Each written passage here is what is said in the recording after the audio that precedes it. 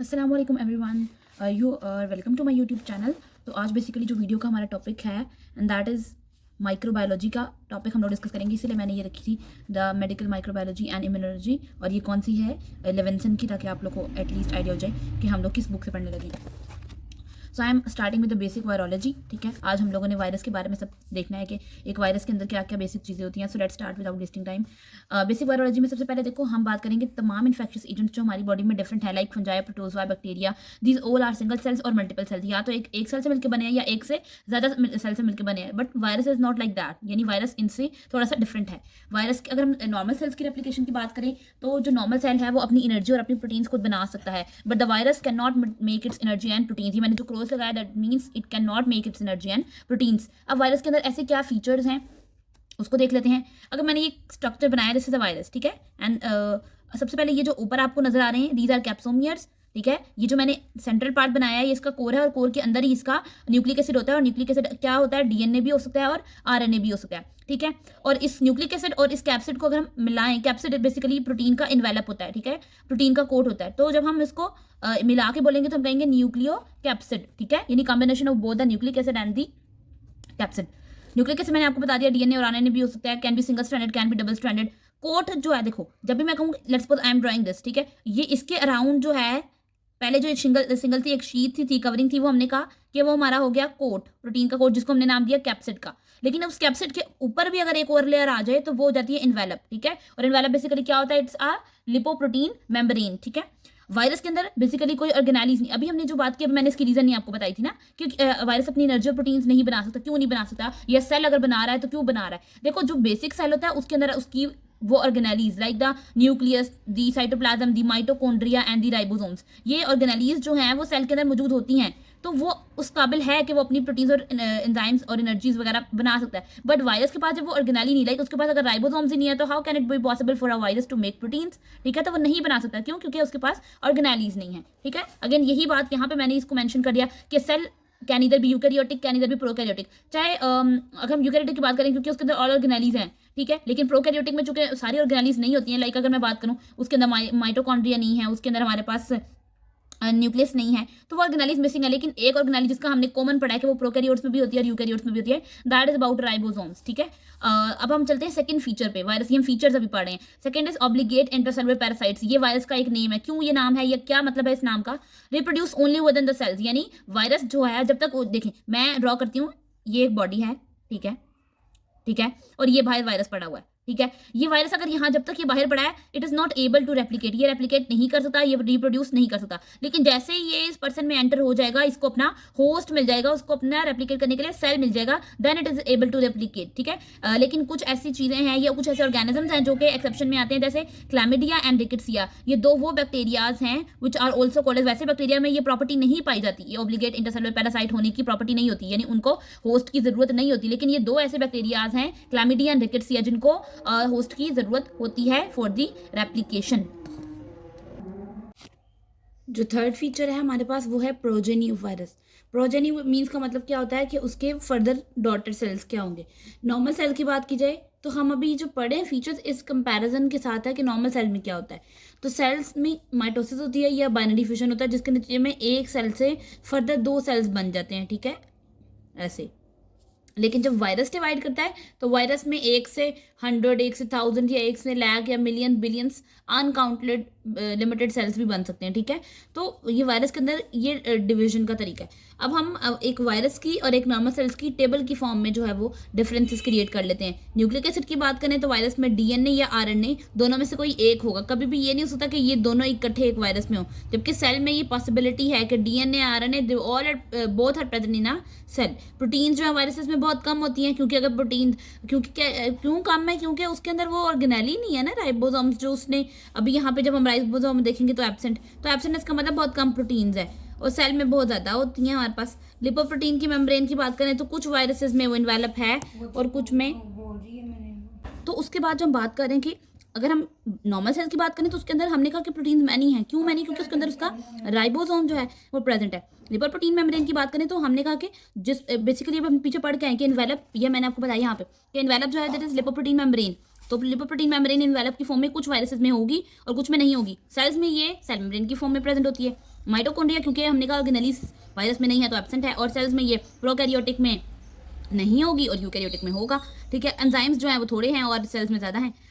BF मतलब यहाँ मैंने लिखा बाइनरी फिशन, और M से माइटोसिस, यानी ये वायरस में नहीं होती और ये सेल में होती है। ठीक है, अब हम बात स्टार्ट करने लगे हैं about the structure of the virus. Structure में सबसे पहले हम उसके साइज की बात करेंगे, then we will study its shape. Size क्या है हमारे पास 20 to 300 नैनोमीटर्स, और शेप जो है वो इसकी क्लोइकल मतलब यहाँ पे क्या है कि वो स्फीयर फॉर्म में भी हो सकती है, like I have drawn here, ये स्फीयर है। ठीक है, फिर हम रोड की बात में कैसे, रोड फॉर्म में भी, फिर बुलेट फॉर्म में भी और ब्रिक्स फॉर्म में भी हो सकता है। ठीक है, डिफरेंट शेप्स हो सकती हैं उसकी। और ये शेप किस बेस पे बनती है, it is based on the arrangement of the repeating subunits that from the protein code. अभी मैंने जो आपको पीछे वायरस दिखाया, ठीक है, और उसके ऊपर मैंने इस तरह से ये कुछ ड्रॉ किया था, that are called as capsomeres.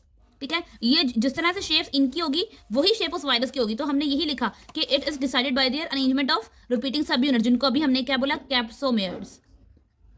ये तो बात होगी इस हमारी साइज और शेप की। अब हम आते हैं वायरल न्यूक्लिक एसिड पे। मैंने आपको बताया कि न्यूक्लिक एसिड यहाँ पे RNA DNA दोनों फॉर्म में हो सकता है, तो लेकिन वो तो हमने बात कर ली, बट हम कह सकते हैं कि वो सिंगल स्ट्रैंडेड भी हो सकता है और वो डबल स्ट्रैंडेड भी हो सकता है। लेकिन कभी भी ये नहीं होगा कि एक ही वायरस के अंदर DNA RNA दोनों होंगे, या DNA होगा या RNA होगा। शेप की बात करें तो ये RNA या DNA जो भी हमारा जीनोम पार्ट है, that can be linear and that can be circular.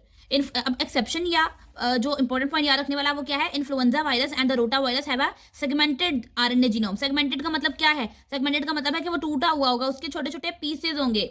ठीक है, सेगमेंट्स की फॉर्म में होगा। यहाँ पे ऐसा नहीं है नॉर्मली, लेकिन इन्फ्लुएंजा और रोटा वायरस में सेगमेंटेड RNA जीनोम होता है।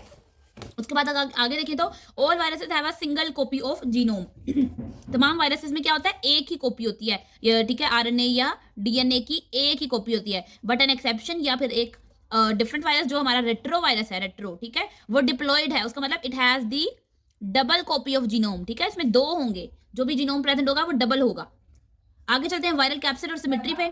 वायरल कैप्सिड में हमारे पास जो सबसे पहले आते हैं कैप्सोमियर्स। कैप्सोमियर्स मैं आपको बता चुकी कि जो ऊपर ड्रॉ किए गए इस पूरे वायरस के स्ट्रक्चर में रिपीटिंग सब यूनिट्स। और कैप्सिड हमने क्या कहना है, कैप्सिड जो है basically nucleic acid surrounded by protein coat. ये जो कोट है, this coat I am drawing with the marker, ये वाला, this is basically the capsid, जो कि प्रोटीन से मिलकर बना हुआ है। अगर हम इनको दोनों को, अच्छा एक चीज यहाँ पे इसके अंदर जो है वो आपका न्यूक्लिक एसिड होगा। ठीक है, और nucleic acid and the capsid, इनको ज्वाइन करके टर्म बनाई जाती है न्यूक्लियो कैप्सिड। तो nucleic acid genome and the capsid protein, these are collectively called as nucleocapsid. ये डायग्राम है जिसमें हम देख सकते हैं कि ये हमारे पास एक लेयर है जिसको हम बोलते हैं मैट्रिक्स की प्रोटीन, और अंदर ये जो आपको सर्कुलर नजर, क्योंकि हमने कहा लीनियर भी हो सकता है सर्कुलर, ये सर्कुलर फॉर्म में जो नजर आ रहा है दैट इज न्यूक्लियो कैप्सिड, क्योंकि ये कैप्सिड और जीनोम दोनों का कॉम्बिनेशन है। ठीक है, ये बात हमने कर ली वायरल के कैप्सिड की। लेकिन अब हम बात करते हैं सिमेट्री की। सिमेट्री दो तरह की होती है वायरस की, आइकोसाहेड्रल और हेलिकल। अब हम इसको वन बाय वन देखते हैं कि आइकोसाहेड्रल में क्या होता है और हेलिकल में क्या होता है। आइकोसाहेड्रल क्या है, capsomeres are arranged in 20 triangles, 20 triangles मिलेंगी और एक स्ट्रक्चर बनाएंगी that will be called as icosahedron. ठीक है, उसको हम बोलेंगे आइकोसाहेड्रॉन, और वो किस तरह का होगा, लाइक अ स्फीयर की तरह का होगा। Second one is helical. Helical में क्या है, अगर हम बात करें हेलिकल की, तो हेलिकल में क्या है, the capsomeres are arranged in hollow coil, यानी अंदर से वो खाली होगा, कॉइल फॉर्म में होगा, जो कि हमें रोड शेप ऐसे, ठीक है, ये देखें, ये रोड शेप ऐसे नजर आएगी। ठीक है, ये तो बात होगी इसकी सिमेट्री की। अब कहते हैं जो इन्वेलप की, ये बहुत इंपॉर्टेंट बात है, कह रहे हैं all human viruses that have helical nucleocapsid are covered by an outer membrane called as envelope. जितने भी वायरसेस, हमने कहा दो होते हैं, आइकोसाहेड्रल शेप में और हेलिकल, जितने भी हेलिकल वायरसेस होंगे ह्यूमन के अंदर, they all are covered by a protein, जो कि इन्वेलप वाली होगी, जिसमें एक प्रोटीन का इन्वेलप होगा। लेकिन this is not true for icosahedral, यानी आइकोसाइडल में ऐसा नहीं होता, उसमें नॉन इन्वेलप्ड वायरस होता है। लेकिन हेलिकल के तमाम केसेस में, ह्यूमन वायरसेस के केसेस में, दे ऑल आर इन्वेलप्ड, इसीलिए मैंने यहाँ पे इन्वेलप का वर्ड लिखा है, इन्वेलप्ड कर देते हैं इसको। ओके, तो अब हमने कहा जी ये जो जितने भी, मैं अभी आपको दिखाती हूँ, जितने भी हमने ये वाले जो कैप्सोमियर्स बनाए, they are of the same shape. What is the reason behind कि ये सारे सेम शेप के हैं। अब इसकी रीजन भी देख लेते हैं। वो कह रहे हैं कि वाई सेम प्रोटीन सब यूनिट्स, यानी कैप्सोमियर्स एक जैसे क्यों हैं, उसका एडवांटेज हमें क्या है, उसका एडवांटेज हम देख लेते हैं अभी। Reduces the need for the genetic information, यानी जब हमें सारे खुद से सेम मिल रहे हैं तो हमें फिर किसी जेनेटिक इन्फॉर्मेशन की जरूरत नहीं है, क्योंकि अगर वो सेम ना होते तो फिर हम देखते हैं कि यार इनको कैसी शेप मिलनी चाहिए, वो डिसाइड करता सेल, वो प्रोटीन बनने में टाइम लगता। लेकिन जब वो पहले से ही सेम शेप के आ रहे हैं तो हमें कोई नई जेनेटिक इन्फॉर्मेशन उनकी शेप को सेम करने के लिए जरूरत नहीं है उसकी।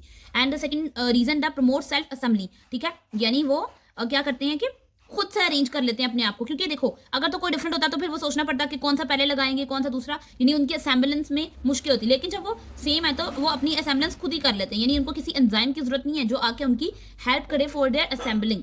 ठीक है, अभी हमारा फर्स्ट पार्ट अभी कवर हुआ है इस वीडियो का। अभी बाकी जो रिमेनिंग पार्ट है जो मैं आपको दिखा देती हूँ, जिसमें हमने वायरल प्रोटीन्स पढ़ना है, सीरोटाइप क्या होता है, उसके बाद हमने सीरोटाइप की थोड़ी सी डिटेल्स पढ़नी है, वायरल इन्वेलप के बारे में पढ़ना है। ठीक है, यहाँ पे थोड़े से क्लिनिकल आएंगे और फिर लास्ट पे हम लोग एटिपिकल वायरस एजेंट्स को पढ़ेंगे। ये हम सेकंड पार्ट में पढ़ेंगे वीडियो के। अभी तक फर्स्ट पार्ट में हम लोगों ने यहाँ तक पढ़ लिया है, जो कि मैं आपको बुक से अभी दिखा देती हूँ कि बुक से हम लोगों ने अभी तक बेसिक वायरोलॉजी में कहाँ तक स्टडी कर लिया है। This is both chapter of Levinson, जिसमें बेसिक वायरोलॉजी मैंने आपको ये भी बता दिया है सारा। ये सारा जो है इस पेज में कंपैरिजन है, फीचर्स हैं वायरसेस के, ये उनका डिफरेंस दे दिया, उन्होंने कंपैरिजन कर दिया। ठीक है, साइज एंड शेप अभी तक हम पढ़ चुके हैं कि किस तरह के होती हैं, उसमें हमने देखा। वायरल न्यूक्लिक एसिड्स की सिमेट्री हम देख चुके, आरएनए डीएनए के बेस पे हमने देखा। फिर हम आगे आए, हमने कैप्सिड और सिमेट्री में देखा कि कैप्सोमियर्स क्या होते हैं, दो तरह की शेप्स हैं, कोसाहेड्रल हेलिकल, वो भी हमारा डिस्कस हो चुका। अभी तक हम लोग ये चीज़ें डिस्कस कर चुके हैं। अब नेक्स्ट हमारा जो है वायरल प्रोटीन्स, और ये सारा जो टॉपिक है this was completed in the next video, ताकि ये तो समरी है ना चैप्टर की, यहाँ तक हमारा चैप्टर कंप्लीट होगा जो कि हम लोग सेकंड वीडियो में पढ़ेंगे। सो मेक श्योर कि चैनल को सब्सक्राइब करें ताकि नेक्स्ट वीडियो का नोटिफिकेशन आपको आता रहे। Thank you so much for watching this video.